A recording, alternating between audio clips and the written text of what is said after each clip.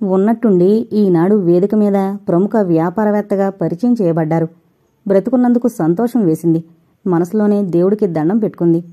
ఆమె మనసు అల్లకల్లోలంగా ఎందుకుంది? అతనిని చూసి మాట్లాడాలని అనిపించలేదా? లేదు.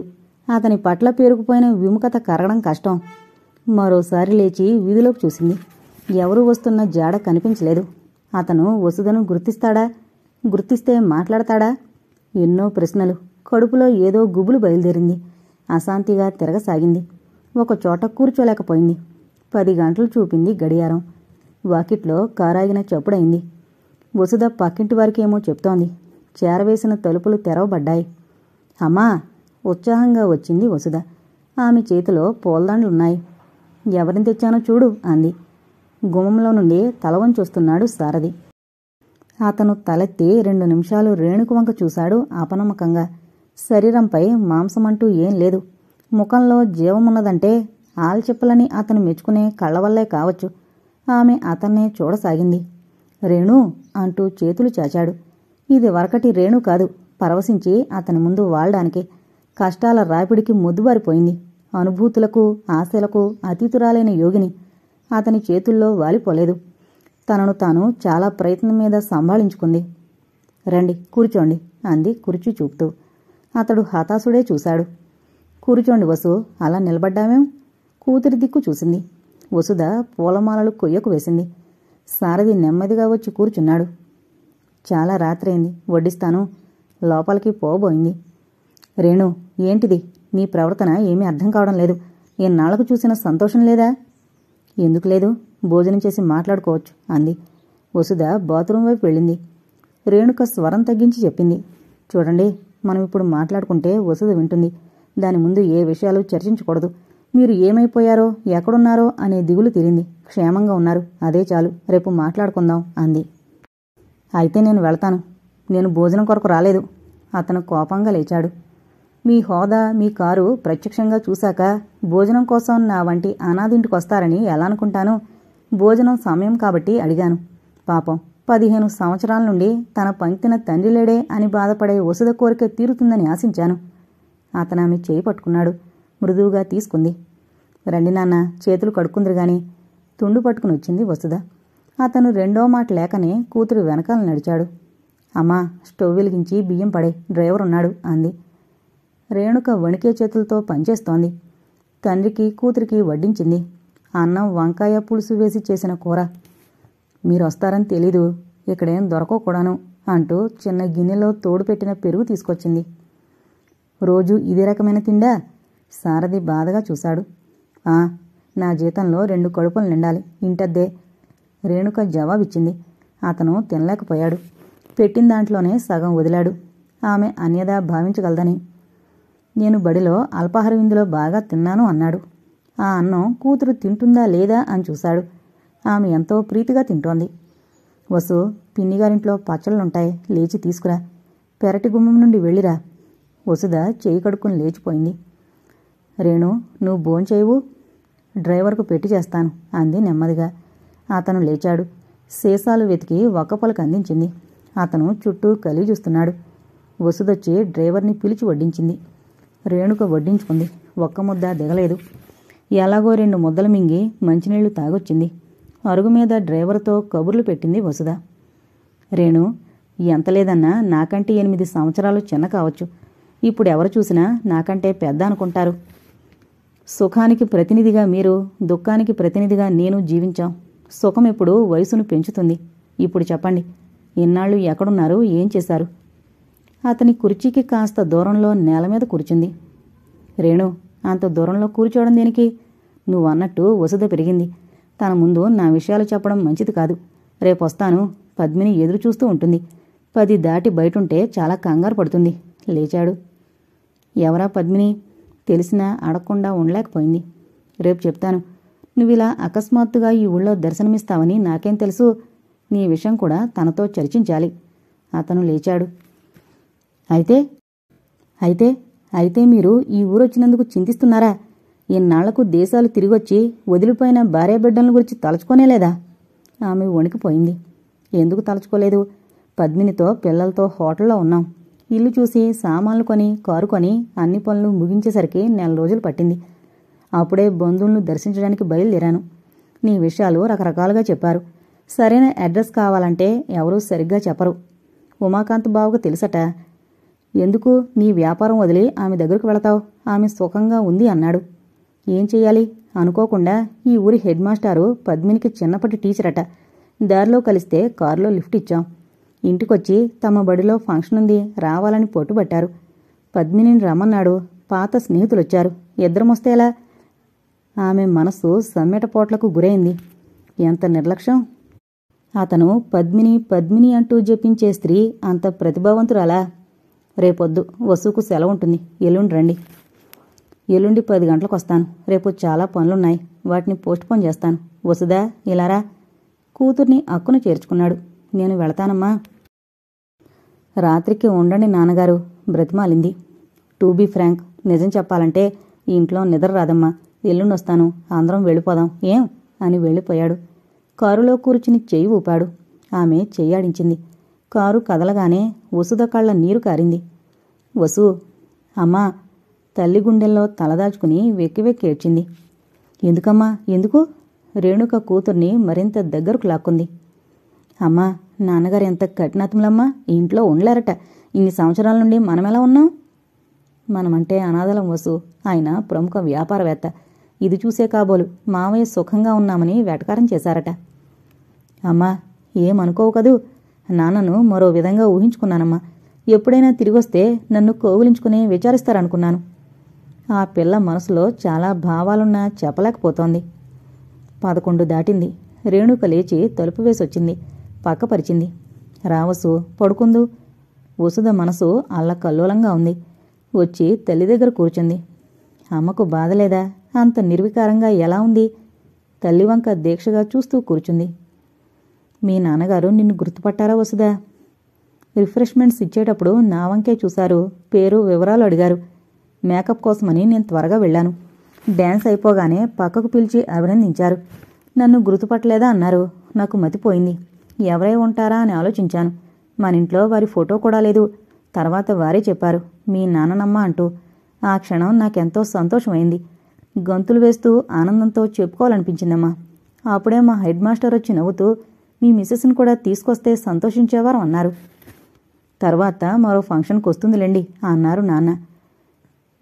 మరెవరో మాట్లాడుస్తుంటే అటు వెళ్ళిపోయారు. హెడ్ మాస్టరు నేను మిగిలాం.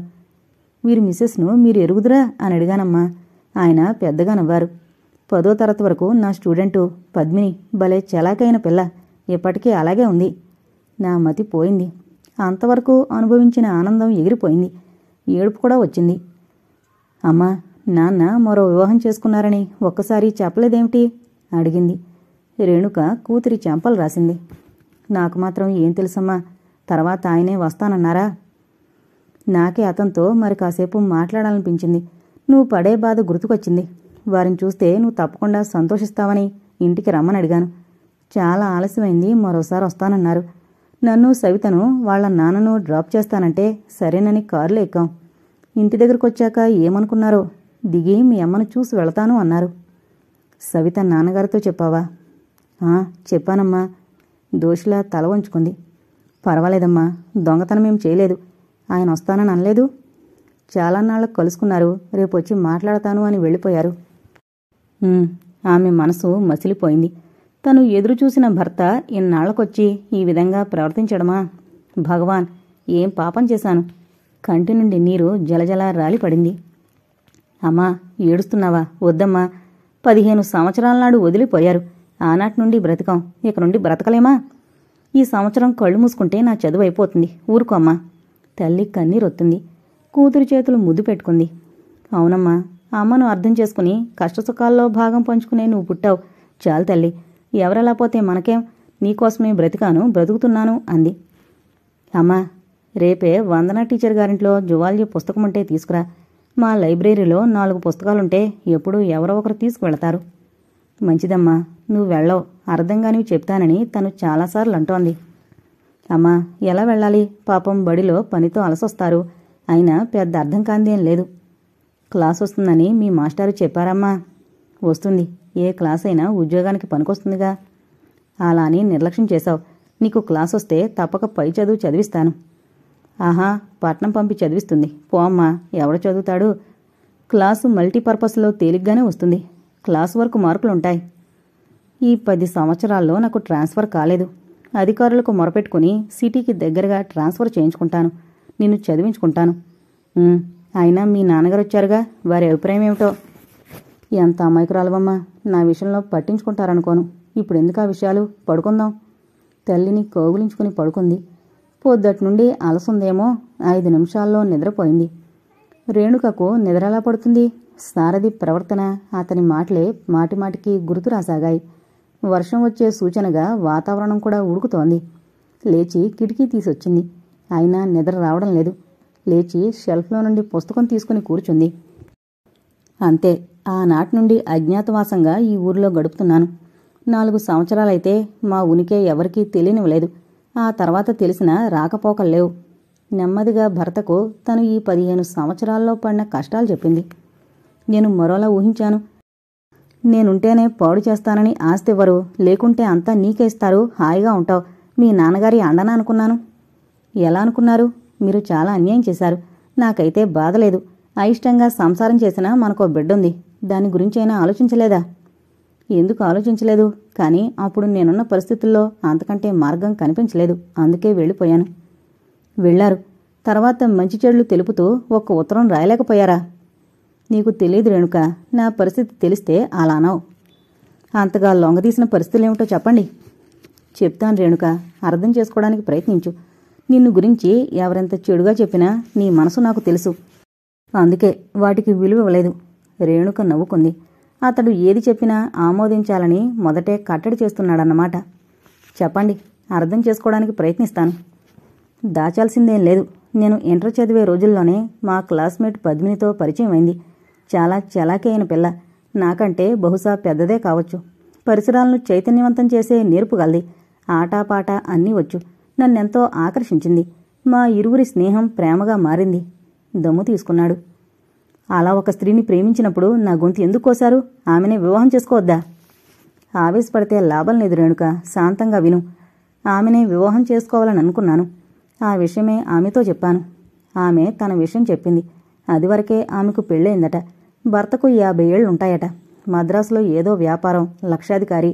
ఆమె కోరికను తోసిపుచ్చలేక ఇక్కడ చదివిస్తున్నాడట. ఆమె అతని దగ్గరుంటే అతను చేసే వ్యాపారానికి అంతరాయమట. 50 ఏళ్ల భర్త, అది అతను దూరంగా ఉండడం. ఆమె చాలా ఉదాసీనంగా ఉండేది ఒక్కోసారి. అలాంటప్పుడు నేనున్నానని ధైర్యం చెప్పేవాణ్ణి. సారథి, ప్రపంచంలో డబ్బుకున్న విలువ దేనికి లేదు. దానికోసం నా గొంతు కోశారు మా వారు. దాన్ని వదిలి నీ వెంటొస్తే మామూలు కుటుంబాలకు మళ్ళనే మనము బ్రతకాలి. జీవితంలో థ్రిల్ ఉండదు. మనమిలాగే స్నేహితుల్లా ప్రేమికుల్లా ఉండిపోదాం అంది. నాకిదే నిజమనిపించింది. నాన్న పోయిన దగ్గర నుండి అక్కయ్యల పెళ్లిళ్లకు అమ్మ డబ్బును సేకరించడానికి పడిన బాధ గుర్తుకొచ్చింది. అప్పటినుండి వివాహ ప్రసక్తి ఎత్తేవాణ్ణి కాను. అలా కాలం గడుస్తుండగానే పిల్లనిస్తామంటూ మీ నాన్న కబురు పంపారు. డబ్బుకు కొద ఉండదు, ఒక కూతురని అంగీకరించారు. అవునా? ఈ మధ్య అసహనం బాగా పెరిగినట్లుందే. అది మీ వల్లే అంది ఖచ్చితంగా. పోనీ అసలు విషయానికి వద్దాం. అప్పుడు మాత్రం నాకు ఆలోచన లేదు. ఆ అమ్మాయిని చూసి నిర్ణయించుకుందామని వచ్చాను. నిన్ను చూశాను, నాకు నచ్చావు. వెంటనే ముహూర్తాలు నిర్ణయించారు. అమ్మ 2-3 సార్లు ఆస్తి విషయాలు ఎత్తింది. నేనంత ప్రాముఖ్యం ఇవ్వలేదు. పొంగే యవ్వనము, త్రాచుల్లా తలెత్తే కోరికలు, వాటిని సార్థకం చేసుకోవాలనే ఆకాంక్ష. అంతకంటే డబ్బు, ఆస్తి విషయం ఆలోచించలేదు. వివాహమైన కొన్ని గంటలకు మీ నాన్న ఉద్దేశం అర్థమైంది. ప్రతి వారితో తక్కువ చదివినా, ఆస్తి ఎక్కువగా లేకపోయినా లొంగుంటానని నన్ను చూశామన్నారు. నా అభిమానం దెబ్బతింది. దానికి నన్ను ఆహుతి చేశారు. వినమంటే అప్పుడే నిర్ణయించుకున్నాను మీ వారికి బాగా బుద్ధి చెప్పాలని. దానికి ఆజ్యం పోసింది మీ అమ్మ. ప్రతి మాట వద్ద, పని వద్ద ఆధిక్యం ప్రకటించుకోవాలనే కోరిక. అది నన్ను మరింత రెచ్చగొట్టింది. వివాహం కాగానే మా ఇద్దరికీ పడలేదు. తల్లి మాట రాగానే రేణుక కళ్లల్లో నీరు ఉడింది. అటువంటి పరిస్థితుల్లో తిరిగి పద్మిని దగ్గరకు వెళ్లాను. ఆమె భర్త అనారోగ్యం వలన తిరిగొచ్చారు. పెద్ద మేడ కొన్నారు. చిన్న క్లబ్బులా స్థాపించారు. ఆయన పేకాట పేరుతో డబ్బు సంపాదించేవారు. అక్కడ అలవాటైన పేకాటను వదులుకోలేకపోయాను. ఇటు రాజారావుతో మొదలుపెట్టాను. నా సరదాలకు కావలసిన డబ్బు వ్యవసాయం వల్ల రాదు. అందుకే వ్యాపారం మొదలుపెట్టాను. అది కుంటుపడింది.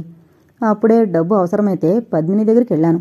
ఆమె చూపిన ప్రేమాదరణలు చూసి నా మతి పోయింది. పద్మిని, నీ పేకాట క్లబ్బులో ఇంతమంది పురుషులుండగా నన్నే ఇంత అభిమానిస్తావు దేనికి? చెప్పనా సారథి, వాళ్లంతా నాతో స్నేహం చేసింది సహృదయంతో కాదు. ముసలి భర్త గల ముదిత వయసులో ఉన్నవారిని చూడగానే పరవశించి వారి స్నేహం కోసం ఏమైనా చేస్తాననే భావన. అటు గజరాజు దగ్గర డబ్బు పోగొట్టుకుని ఇటొచ్చి నన్ను అడుగుతారు. స్నేహము, ప్రేమ, డబ్బు కోసం చేసేవారంటే నాకు అసహ్యం. పద్మిని మాటలు విని నేను అడగదలిచిన సాయం అడగనే లేదు. తిరిగొచ్చి నిన్ను అడగాలన్న అభిమానం అడ్డొచ్చింది. నీ అంతటి నువ్వే సాయం చేసావు. అబద్ధం ఆడావని కోపం వచ్చినా నా కోసం అని తెలియగానే ఎంతో సంతోషించాను. నా పేకాట పిచ్చి రోజురోజుకు అధికం కాసాగింది. ఇటు రాజారావు, అటు హైదరాబాద్ వెళితే గజరాజు. ప్రతిసారి ఓడిపోవడంతో పట్టుదల పెరిగింది. ఎన్నోసార్లు ఆలోచించేవాణ్ణి. సంసారిని, ఒక కూతురు కూడా ఉంది, ఇలా చెయ్యొద్దని. కానీ వెంటనే పోగొట్టుకున్న డబ్బు తిరిగి రాబట్టాలని కాంక్ష. ఆ కాంక్షతోనే అన్నీ అమ్మి పేకాట్లో పెట్టాను. అపజయమే నన్ను వరించింది. గజరాజును గమనిస్తూ అతని వల్ల చిట్కాలు నేర్చుకోవాలని రాత్రింబవళ్ళు అక్కడే ఉండేవాణ్ణి. అతను ఎక్కడికి పోతే అక్కడకు వెళ్లేవాణ్ణి. నాలాగే మోసపోయినవారు, బికారులైనవారు బుద్ధి తెచ్చుకున్నారేమో. క్లబ్బులో మెంబర్లు తక్కువైపోయారు. అతను ఇటు బొంబాయి వెళ్లాలని ప్లాన్ వేశాడు. నాకేం తోచలేదు. సారథి, అందరినీ వదిలొచ్చేటంత నిబ్బరం ఉంటే నా వెంట్రా, నీకేం లోటు రాదు, పద్మిని అడిగింది. ఆలోచనలో పడ్డాను. వెళితే మీరంతా ఏమవుతారు? వెళ్ళకపోతే నేను చేసే పనేముంది? అన్నీ అమ్ముడుపోయాయి. నాకెవడైనా ఉద్యోగం ఇచ్చినా 100-150 రూపాయల కంటే ఎక్కువ రాదు. దాంతో ఏం చెయ్యాలి? 2 రోజులు ఆలోచించాను. అప్పుడు నీ ఆస్తి గుర్తుకొచ్చింది. అందులో భాగం దొరికితే కొంతవరకు కోలుకుంటానని తలచాను. అందుకే నిన్ను మీ నాన్నను అడగమన్నాను. నువ్వు నిరాకరించావు. నేనెందుకు నిరాకరించాను? ఇవ్వాల్సిన వారు నిరాకరించారు. ఎవరైతేనేం, నేను ఏ ఆధారంతో భవిష్యత్తు బాగుపరుచుకోవాలని చూశానో అది నిరాధారమైంది. నా మనసు గట్టి చేసుకున్నాను. నిజంగా మీరు సమర్థులు. ఏ ఆధారంతో? నవ్వొస్తోంది. ఆఖరుకు ఇల్లు విడిచిపోవడానికి కారణం నేనేనని తేల్చారు కదూ. ఎంతమంది పురుషులు పేకాట్లో, తాగుళ్ళో సర్వం పోగొట్టుకోవడం లేదు. అందరూ ఇలా భార్యను వదిలి వెళుతున్నారా? ఇద్దరమూ చదువుకున్న వారమే. మనము కష్టం చేసుకుని బ్రతకలేమా? నింద నీ మీద వెయ్యాలని కాదు, నా భావం చెప్పాను. మనిద్దరి కష్టం వలన కడుపు నిండుతుంది. అలాంటి జీవితం కాదు నేను కోరుకుంది. హాయిగా రాజాలా బ్రతకాలని కోరుకున్నాను. అందుకే నా నిర్ణయం పద్మినికి తెలిపాను. నాకు తెలుసు, బావగార్లు భూమి వదిలించుకుని అమ్మని తీసుకువెళతారు. నీకు పుట్టినంటే కావలసినంతుంది. తల్లిదండ్రులున్నారు. నీ బంధాల్లో చిక్కుకుని నా భవిష్యత్తు పాడు చేసుకోరాదు. నా డబ్బు తిరిగి రాబట్టుకుని 2-3 సంవత్సరాల్లో తిరిగి రావచ్చునని అనుకున్నాను. ఆ మాట చెప్పి అడ్రస్ ఇస్తే మాకి తిప్పలుండేవి కావుగా. అడ్రస్ చెప్తే మీ నాన్న, మా బావలు ఊరుకుంటారా? ఏదో ప్రలోభం పెట్టి తీసుకొస్తారు. అందుకే పద్మిని, గజరాజులతో బాంబే వెళ్లాను. అక్కడికి వెళ్లిన దగ్గర నుండి గజరాజు ఆరోగ్యం పాడైంది. అతని మేళ్లో దొంగ బంగారం, వజ్రాలు, విదేశీ వస్తువులు తెచ్చి అమ్మేవారు. చాలామందితో పరిచయమైంది. వారిలో ఒకతను అరబ్ నుండొచ్చాడు. అక్కడ నూనె కంపెనీలు చాలా ఉన్నాయట. భూముల నుండి తవ్వించేవారు కావాలి అని చెప్పాడు. గొత్తకు తవ్వించేవారికి 1000 రూపాయలు లాభం ఉంటుందని చెప్పాడు. గజరాజుకు డబ్బంటే విపరీతమైన వ్యామోహం. వెంటనే అందరం పాస్పోర్ట్లు తెప్పించుకుని బహ్రీన్కు ప్రయాణం అయ్యాం. అదో చిన్న ద్వీపం. అక్కడ మేం తలపెట్టిన కార్యం తేలిగ్గానే నెరవేరింది. 1000 లాభాలు రాసాగాయి. ఆహారానికి కొరత లేదు. అక్కడ మేము ఎవరమో, మా సంబంధ బాంధవ్యాలేమిటో ఎవరికీ తెలీదు. వృద్ధాప్యం వల్ల గజరాజు ఇల్లు కదిలేవాడు కాదు. నన్ను, పద్మినిని భార్యాభర్తలుగా భావించేవారు. పద్మిని చాలా తెలివైంది. ఆ ముసలవాణ్ణి మురిపించి, లాలించి, ఆడి పాడి అతని ఆస్తంతా తన పేర రాయించుకుంది. అతని ఆస్తి మామూలుది కాదు. పెద్ద పెద్ద పట్టణాల్లో మేళ్లున్నాయి. బెంగళూరు దగ్గర పొలాలున్నాయి. ఎంత లేదన్నా 5-6 లక్షల నగదుంది. ఆమె నాకేలోటు రానిచ్చేది కాదు. స్త్రీలు తమ భర్తలను కూడా అంత బాగా చూడరు. వెలయాలు మరా మాత్రం వగల చూపకపోతే ఎలా? వెటకారం చేసింది రేణుక. ఆమె హృదయం మండిపోతోంది. తనకు తాళి కట్టిన భర్త తన ఎదుటే పరాయి స్త్రీని పొగిడితే కోపం రాదు? రేణు, అంత నీచంగా మాట్లాడే ధైర్యం ఎలా వచ్చింది? ఏం, మీరు చేసిన పనులు మెచ్చుకుంటూ ఇరువురికి హారతలు పట్టాలా? ఇంకా ఆ అమాయకమైన రేణుకనేనా? ఆమెకు నాకున్న సంబంధ బాంధవ్యాలు ఎటువంటివో విన్నాక హారతలే పడతావో, ఆశయించుకుంటావో తేలుతుంది. నాకే కొరత లేదు. ఇల్లు వాకిలి గుర్తు తెచ్చుకునే తీరిక, సందర్భమూ రాలేదు. ఎప్పుడైనా జ్ఞాపకం వస్తే నా వాటా నేను వేరుపరచుకుని మిమ్మల్ని తెచ్చుకోవాలనిపించేది. డబ్బు సంపాదన కూడా జోదం కంటే ఏం తక్కువైంది కాదు. నిరంతరము డబ్బు డబ్బు అంటూనే తిరిగేవాణ్ణి. గజరాజు పిచ్చే నాకు పట్టుకుంది. ఒకరోజు రాత్రికి తిరిగి బసకొచ్చేసరికి ఏడుస్తూ పద్మిని ఎదురొచ్చింది. వారి పరిస్థితి ఏం బాగుండలేదు సారథి, డాక్టర్కు ఫోన్ చేయి. వెంటనే డాక్టర్కు ఫోన్ చేశాను. అతను వచ్చాడు. లాభం లేదు. రాత్రి గడిస్తే గగనమేనని చెప్పాడు. తన డ్యూటీగా మందులు ఇంజెక్షన్లు ఇచ్చి వెళ్ళిపోయాడు. పద్మిని బేలగా ఏడవడం ఎన్నడూ చూడలేదు. కుర్చీ చేతిపై తల పెట్టుకుని ఏడుస్తోంది.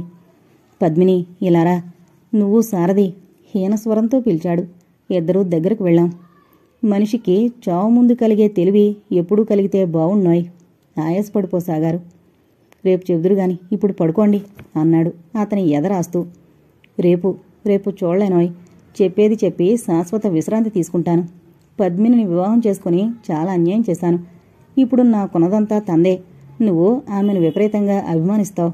అడ్డంకులు అమ్మా, అడ్డంకులు లేకపోతే వివాహం చేసుకో, లేదా తగినవాడిని చూసి పెళ్లి చేయి. తర్వాత ఆలోచిద్దాం. తప్పించుకోబోయాను. ఏది, నా చేతిలో చేయి వేయి. అతను చాపిన చేతిలో చేయి వేశాను. అతను తృప్తిగా నిశ్చింతగా నవ్వాడు.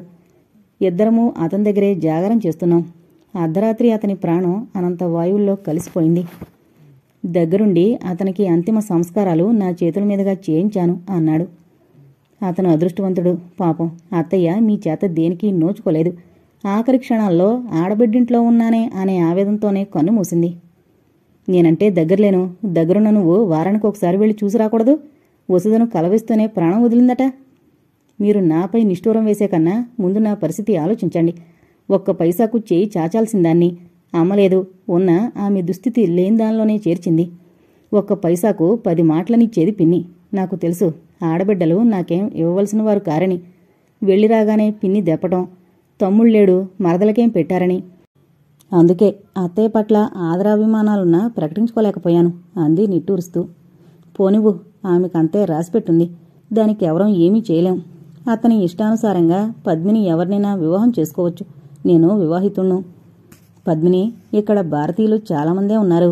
నీకోసం వరుణ్ణి వెతకనా? అదే మాట సారథి, నేనంటే ఇష్టం లేదా? దెబ్బతిన్నట్టు చూసింది. ఇష్టం లేకుంటే ఇంత దూరం ఎలా వస్తాను పద్మిని? నాకు భార్య ఉంది, ఒక అమ్మాయి కూడా ఉంది. ఏనాడైనా వారి దగ్గరికి వెళ్లాల్సిందే. నీ ఇష్టం వచ్చిన వాడిని చేసుకో.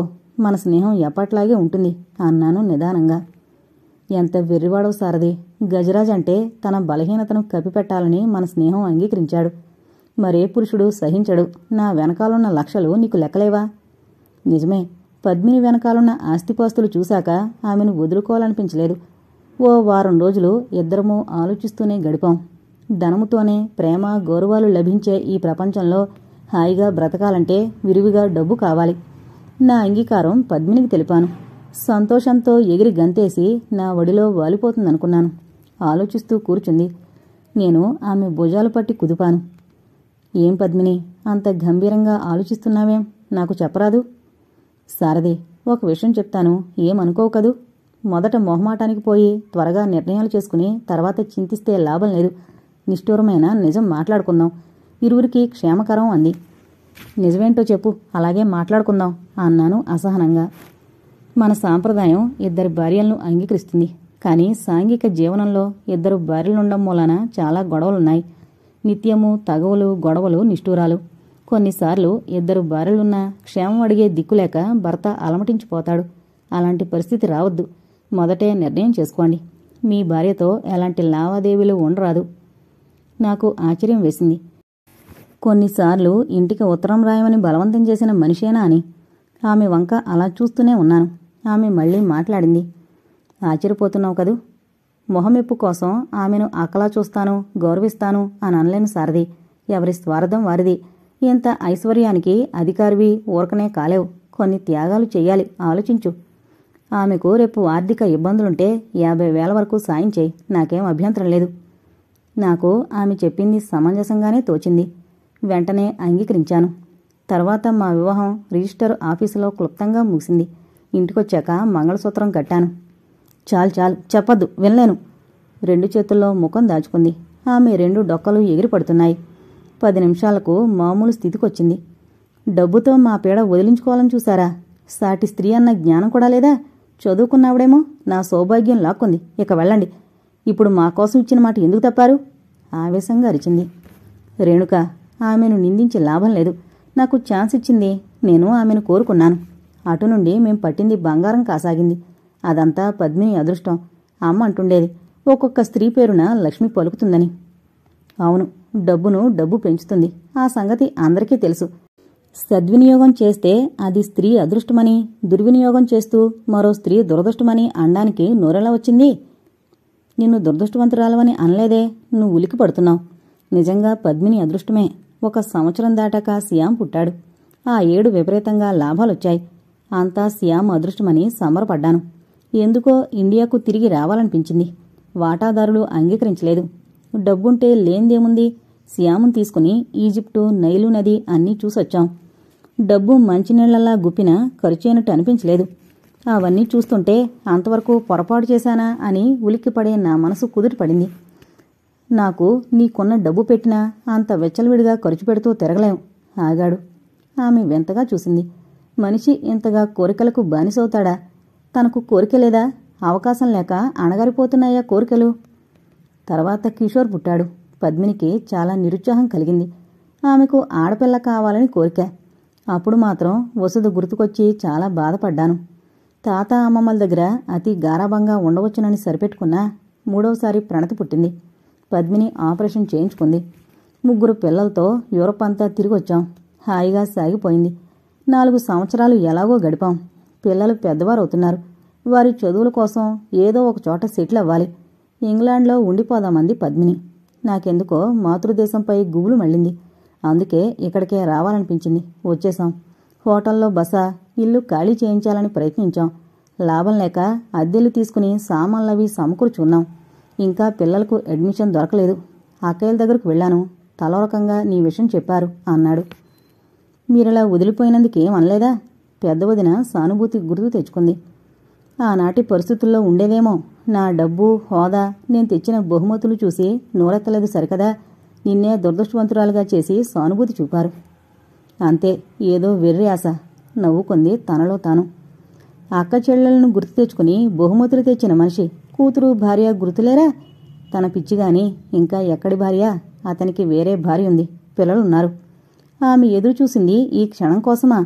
ఏనాడైనా భర్త తిరిగొస్తే పశ్చాత్తాపంతో దహించుకుపోతారు. రేణు, నీకు అన్యాయం చేశాను అంటూ తననో పక్క, కూతుర్ని మరో పక్క చేర్చుకుంటాడని ఆశించింది. ఆమె ఆశ దురాశ కాదు, కాని విధి వక్రించింది. అతని ముందు బేలగా బయటపడరాదు. నెమ్మదిగా తనలో రేగిన తుఫాన్ను ఆపుకుంది. రేణు, మౌనంగా ఉండిపోయావేం? ఏం లేదు. లేచి వెళ్ళి అతనికి కాఫీ తెచ్చిపెట్టింది. ఇంకా గుర్తుందే, నాకు ఇంట్లో ఉంటే ఈ సమయానికి కాఫీ కావాలని. నవ్వుతూ అందుకున్నాడు. ఆమె చేయి పట్టుకోబోయాడు. నిప్పును చూసినట్టు దూరం జరిగింది. 6 నెలలైనా 6 సంవత్సరాలైనా సంసారం భర్త మరిచిపోదగినవారా? మీరు తేలిగ్గా మరిచిపోగలిగారంటే అదృష్టవంతులనే చెప్పాలి. నేను చాలా దురదృష్టవంతురాలను. భర్త విహీనయ్యి ప్రపంచపు విమర్శకు తట్టుకోలేక ఒక వంక బాధపడుతుంటే రెండో వంక గతం సజీవంగా నిలిచి నవ్వుతోంది. అది మరిచిపోగలిగినాడు నా అంత అదృష్టవంతులెవరూ ఉండరు అంది. అంత దూరం ఎందుకు వెళతావు రేణు? లేచొచ్చి ఆమె భుజాల మీద చేతులు వేశాడు. నెమ్మదిగా వాటిని తప్పించుకుంది. నా దురదృష్టం, మీరు నన్ను దూరం నెట్టారు. రమ్మనగానే రావడానికి ఎంతరాన్నా? ప్రేమ, అనురాగం సంకల్పంతో వచ్చేవి కావు, హృదయ స్పందన వల్ల జరిగేవి. ఈ 15 సంవత్సరాల్లో నా హృదయంపై సమ్మెట పోట్లే పడ్డాయి. అది మొద్దుబారిపోయింది. అది స్పందించదు. హృదయం లేని శరీరము, వాసన లేని పువ్వు రెండూ ఒకటే. ఆగ్రహించతగినవి కావు. రేణు, నన్ను అవమానించాలంటున్నావా? లేదు, నిజమే చెప్తున్నాను. ఒకవేళ మీరు ఒంటరిగా తిరిగొస్తే ఏ మూల నుండో అనురాగం అంకురించేదేమో. ఇప్పుడది మాడిపోయింది. గతం మరిచిపోండి. భార్యాబిడ్డలున్నారని బహుమతులు లేకపోయినా చింతలేదు. కనీసం వసుధను గుర్తించేటంత జ్ఞాపకం ఉన్నందుకు సంతోషం. దెప్పుతున్నావా రేణుక?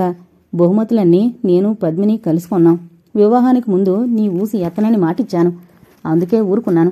ఇక్కడ అన్నీ దొరుకుతాయి. వసుధ ఏం కావాలంటే అవి ఇప్పిస్తాను. రేణుక నవ్వింది. మీరు వివాహానికి ముందు ఆ స్త్రీకిచ్చిన మాట నిలబెట్టుకోండి. ఒకరిని మోసగించారు, చాలు. నా బిడ్డ బహుమతులకు, డబ్బుకు బానిస కాదు. చిన్నప్పటి నుండి తల్లి కన్నీరు చూసిన పసిది. అన్నింటికీ అతీతురాలుగా పెరిగింది. దయతో వచ్చారు, మీ విషయాలు చెప్పారు. అదే సంతోషం. అతని చూపులు మారాయి. రేణుక, నువ్వు ఈ పల్లెటూరులో ఉన్నావు, అనుభవం లేదు. డబ్బును చూసి అరులు చాచని వారెవరూ లేరు. పిచ్చివేషాలు మానే. పద్మినితో నీ విషయాలు చెప్తాను, అంగీకరిస్తుంది. అందరం ఒక చోట ఉందాం. నాకు వెళ్లమారక నిన్ను దేవుడిస్తున్నానని భావించుకో. కన్న తండ్రిగా నా బాధ్యత వసుదుబట్ల తీర్చుకుందామని అతని అహము, పురుషుణ్ణి అన్న గర్వం పొంగి పొరలసాగింది. ఎలాగైనా తనను యాచిస్తుంది, అతనింట్లో కావలసినంత చోటు ఇవ్వమంటుంది అనుకున్నాడు. ఆమె అభిమానం చూస్తే మతిపోతోంది. ఏం చూసుకుని? వసుధ తన ఒక్కదాందేనా? తనకు హక్కులేదా? బాధ్యత. ఆ మాట మమ్మల్ని అధ్వానంగా విడిచి వెళ్ళినాడు గుర్తుంచుకుంటే బావుండేది. నోరులేని పసిపిల్లతో ఈ లోకం పోకడ తెలియక దొంగని, మోసకారిణి అని, కడకు వ్యభిచారిణి అని బిరుదులు పొందాను. ఆనాడు మిమ్మల్ని తలచుకుని కుళ్ళి ఏడిచాను. ఇప్పుడు మీరు బాధ్యత స్వీకరించి ఉద్ధరించేది ఏం లేదు. మీకున్నంత పెద్ద ఆశలు, ఆశయాలు మాకు లేవు. డబ్బు కోసం బ్రతకం. దాని విలువ ఏంటో కూడా తెలుసు. అయినా లోకంలో అందరూ ఒకలాగే లేరు. ఈ ఏటితో దాని చదువు ముగుస్తుంది. సత్తా ఉంటే చదివిస్తాను, లేకుంటే 4 రాళ్లు తెచ్చుకునే ఉద్యోగం చూసుకుంటుంది అంది. చెప్పడం తేలికే రేణుక. వివాహము, లాంఛనాలు ఎన్నున్నాయి. కొమ్ములు తిరిగిన మగవారే ఆడపిల్ల పెళ్లి చేయాలంటే తెగమకు పడిపోతున్నారు. ఆ సంగతి నాకు తెలుసు. మరో సంగతి కూడా అర్థం చేసుకున్నాను. ఒకరి భవిష్యత్తు తీర్చిదిద్దడం మన చేతుల్లో లేని పని. ప్రపంచంలో అందరికన్నా మిన్నగా ఉండాలని మా అమ్మ నాకెన్ని చేయలేదు. అంతా నాదేనని దానిపై ఏగవాలితే సహించలేదు. ఎవరూ ఊహించని విధంగా అదంతా మరొకరి పరమవలేదు. చూస్తాను నా కష్టం ఫలిస్తుందో పాడవుతుందో.